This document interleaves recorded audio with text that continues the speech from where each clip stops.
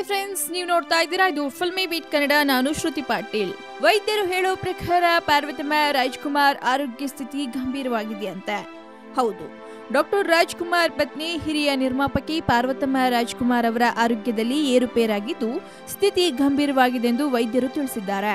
ಪಾರ್ವತಮ್ಮ ಅವರ ಆರೋಗ್ಯ ವಿಚಾರಕ್ಕೆ ಸಂಬಂಧಪಟ್ಟಂತೆ ಸುದ್ದಿಗೋಷ್ಠಿ ನಡೆಸಿದ್ದ ಡಾಕ್ಟರ್ ನರೇಶ್ ಶೆಟ್ಟಿ, ಸಂಜಯ್ ಕುಲಕರ್ಣಿ ಪಾರ್ವತಮ್ಮ ಆರೋಗ್ಯದ ಬಗ್ಗೆ ಸ್ಪಷ್ಟನೆ ನೀಡಿದ್ದಾರೆ. ವೈದ್ಯರು ಹೇಳಿರುವ ಪ್ರಕಾರ ಬಹು ಅಂಗಾಂಗ ವೈಫಲ್ಯದಿಂದ ಬಳಲುತ್ತಿರುವ ಪಾರ್ವತಮ್ಮ ಅವರಿಗೆ ಐಸಿಯುನಲ್ಲಿ ಚಿಕಿತ್ಸೆ ನೀಡಲಾಗುತ್ತಿದೆ. ಉಸಿರಾಟದ ತೊಂದರೆಯಿಂದ ಹೆಚ್ಚು ಬಳಲುತ್ತಿದ್ದಾರೆ. ಹೀಗಾಗಿ ಕೃತಕ ಉಸಿರಾಟದ ವ್ಯವಸ್ಥೆಯನ್ನ ಮಾಡಲಾಗಿದೆ. ಸದ್ಯ ಯಾವುದೇ ರೀತಿಯ ಆತಂಕ ಪಡುವಂತಿಲ್ಲ. ಇನ್ನು 24 ಗಂಟೆ ಕಾಲ ಅವರನ್ನ ತೀವ್ರ ನಿಗಾ ಘಟಕದಲ್ಲಿ ಇರಿಸಿ ಚಿಕಿತ್ಸೆ ನೀಡಲಾಗುತ್ತಿದೆ ಎಂದು ವೈದ್ಯರು ಸ್ಪಷ್ಟಪಡಿಸಿದ್ರು. ಇದೇ ವೇಳೆ ಮಾತನಾಡಿದ ಶಿವರಾಜ್ ಕುಮಾರ್ ಅವರು, ಯಾರೂ ಆತಂಕ ಪಡುವಂತಿಲ್ಲ, ನುರಿತ ವೈದ್ಯರು ಚಿಕಿತ್ಸೆ ನೀಡುತ್ತಿದ್ದಾರೆ. ನಿನ್ನೆಗೆ ಹೋಲಿಸಿದ್ರೆ ಇಂದು ಅವರ ಆರೋಗ್ಯದಲ್ಲಿ ಚೇತರಿಕೆ ಕಂಡಿದೆ.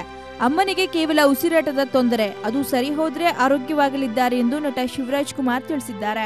ಒಟ್ಟಾರೆ ಪಾರ್ವತಮ್ಮ ಅವರು ಆದಷ್ಟು ಬೇಗ ಗುಣಮುಖರಾಗಿ ಮನೆಗೆ ಬರಲಿ ಅನ್ನೋದು ಕೂಡ ನಮ್ಮೆಲ್ಲರ ಆಶಯ.